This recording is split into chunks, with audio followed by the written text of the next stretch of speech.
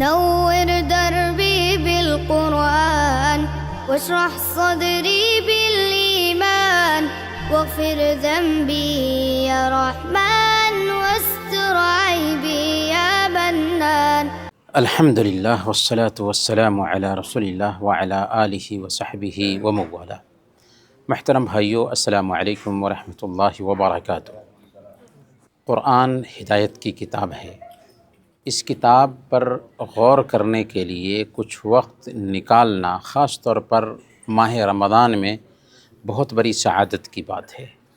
اللہ تعالیٰ نے اپنی کتاب میں بیان فرمایا وَلَقَدْ يَسَّرْنَا الْقُرْآنَ لِلذِّكْرِ فَهَلْ مِن مُدَّكِرٍ. ہم نے قرآن کو نصیحت حاصل کرنے کے لیے آسان بنایا ہے کوئی جو نصیحت حاصل کرے؟ کیونکہ یہ کتاب آسان ہے، اس کے پیغام پر غور کرنا آسان ہے، اس کے پیغام کو سمجھنا آسان ہے. تو ہم جان رہے ہیں اس مجلس میں حالات جن میں قرآنی آیات اتری. ان حالات میں سے ایک حالت کو ہم جانتے ہیں.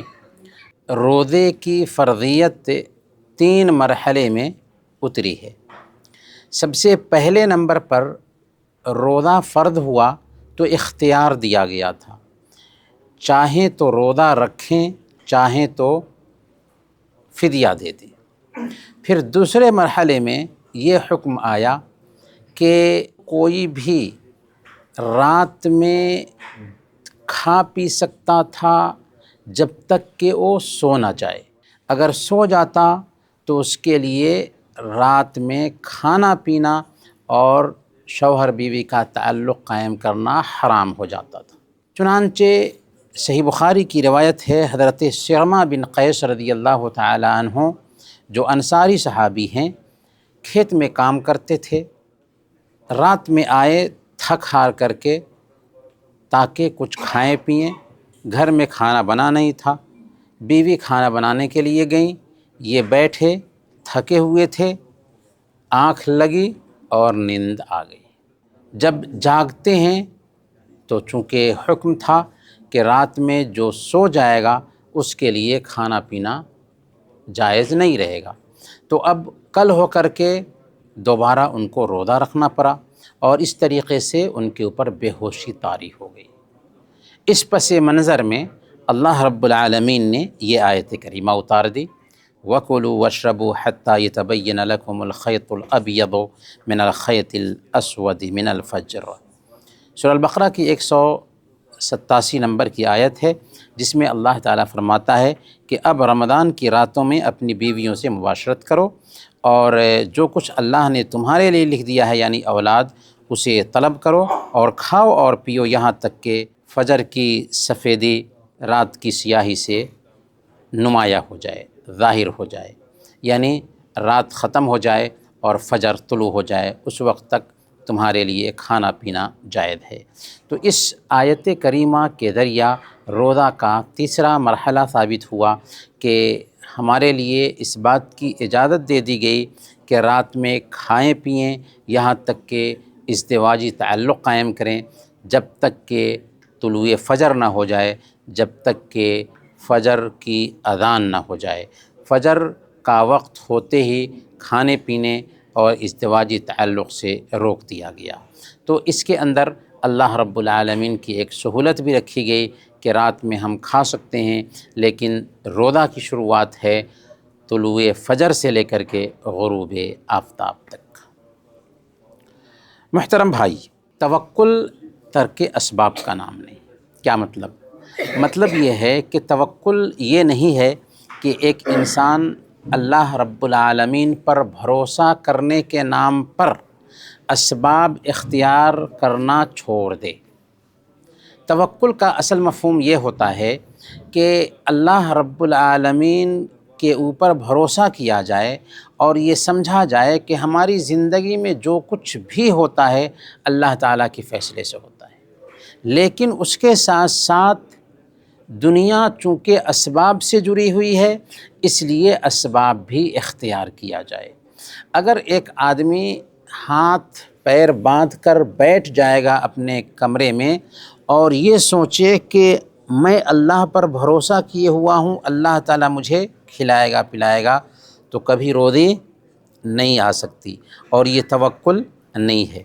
یمن کے کچھ لوگ تھے جو حج کے لیے آتے تھے تو اپنے ساتھ زاد راہ کھانے پینے کا سامان لے کر نہیں آتے تھے، اور یہ دعویٰ کرتے تھے کہ ہم اللہ پر توکل کیے ہوئے ہیں، اللہ تعالیٰ ہمیں کھلائے گا اور پلائے گا۔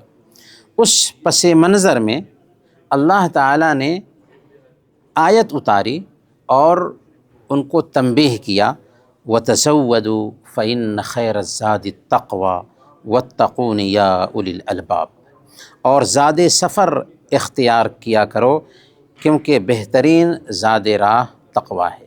اس آیت کریمہ کے ذریعہ اللہ تعالیٰ نے یمن کے لوگوں کو تنبیہ کیا کہ اللہ پر بھروسہ کرنے کا مطلب یہ قطعاً نہیں ہوتا ہے کہ ایک آدمی اسباب اختیار نہ کرے، چونکہ وہ توکل کا غلط مفہوم سمجھ بیٹھے تھے کہ توکل کرنے کا مطلب یہ ہے کہ ہاتھ پر ہاتھ باندھ کر کے بیٹھ جاؤ اور اللہ تعالیٰ تمہیں کھلائے گا۔ نہیں، اللہ تعالیٰ کے فیصلے سے ہی ہمارا ہر کام ہوتا ہے، لیکن اس کے ساتھ ساتھ اللہ رب العالمین نے دنیا کو اسباب سے جوڑ رکھا ہے، لہذا ہمیں محنت کرنی ہے، کوشش کرنی ہے، اسباب اختیار کرنا ہے اور نتیجہ کو اللہ کے حوالے کر دینا ہے۔ اسی لیے ایک صحابی آتے ہیں، صحیح ابن حبان کی روایت ہے، اپنی سواری پر سوار ہو کر کے آتے ہیں، تو انہوں نے کہا کہ یا رسول اللہ، میں اپنی اس سواری کو آزاد کر دوں اور پھر اللہ پر بھروسہ کروں، یا اسے باندھ دوں اور پھر اللہ پر بھروسہ کروں؟ آپ نے فرمایا اعقلھا وتوکل، اسے باندھ دو اور پھر اللہ پر بھروسہ کرو۔ تو اس حدیث سے ہمیں یہ بات سمجھ میں آ رہی ہے کہ توکل، اللہ پر بھروسہ کرنے کا مفہوم ہی دراصل یہ ہے کہ اسباب اختیار کریں اور پھر نتیجہ کو اللہ کے حوالے کر دیں، اپنی سواری کو باندھ دیں اور پھر اللہ کے بھروسے رہیں کہ آپ کی سواری ضائع نہیں ہوگی۔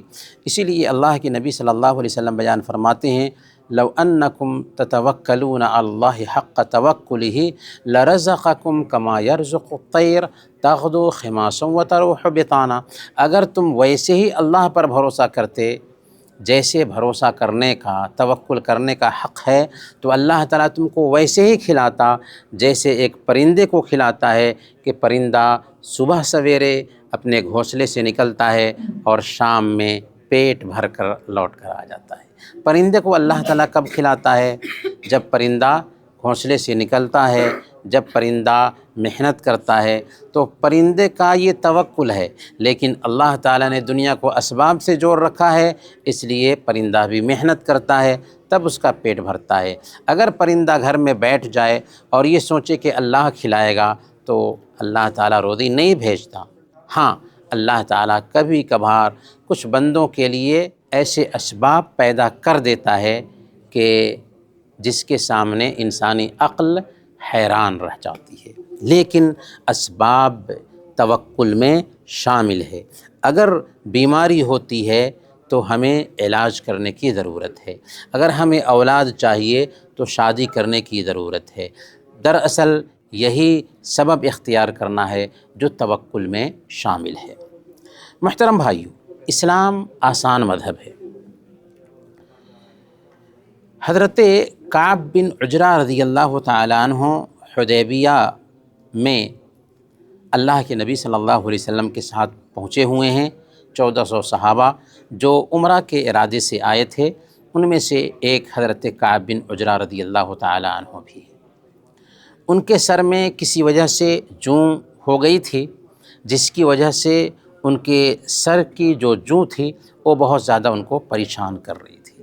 اللہ رب العالمین نے باضابطہ اس حوالے سے آیت اتار دی، فَمَنْ كَانَ مِنْكُمْ مَرِيضًا أَوْ بِهِ أَذًى مِّن رَأْسِهِ فَفِدْيَةٌ مِّن صِيَامٍ أَوْ صَدَقَةٍ أَوْ نُسُكٍ، پھر تم میں سے جو کوئی بھی بیمار ہو یا اس کے سر میں کچھ تکلیف ہو جس کی وجہ سے وہ احرام میں سر مڈوا لے، تو اس پر فدیہ ہے، روزے رکھنا یا صدقہ دینا یا قربانی کرنا ہے۔ تو اس کے اندر یہ آسانی پیدا کی گئی کہ اگر ایک آدمی احرام کی حالت میں ہے اور احرام کے خلاف کوئی کام ہو جاتا ہے کسی وجہ سے تو وہاں پر شریعت کی طرف سے آسانی دی گئی ہے۔ آسانی کیا ہے کہ پہلے نمبر پر یا تو فدیہ دے دیں، یا روزے رکھ لیں، یا قربانی کریں، صدقہ کریں۔ 3 روزے رکھنے ہیں، یا 6 مسکین کو کھانا کھلانا ہے، یا ایک جانور ذبح کر کے اس کا گوشت مکہ کے مسکینوں میں تقسیم کرنا ہے۔ یہاں پر دراصل یہ آسانی کا پہلو ہے جو ہماری شریعت نے رکھا ہے۔ تو آپ غور کریں کہ اللہ رب العالمین نے جو آیتیں اتاری، ان آیتوں کے حالات کو، ان آیتوں کے پس منظر کو ہم جانتے ہیں تو آیات کو سمجھنا آسان ہو جاتا ہے۔ تو انشاءاللہ یہ سلسلہ جاری رہے گا اور ہم ان آیات کے پس منظر کو جانیں گے جو خاص پس منظر میں اتری ہیں۔ اللہ تعالیٰ سے دعا ہے کہ اللہ تعالیٰ ہم سب کو قرآن کریم سمجھنے اور قرآن کریم کی تعلیمات پر عمل کرنے کی توفیق عطا فرمائے۔ آمین و صلی اللہ علی نبینا محمد وعلی آلہ وصحبہ۔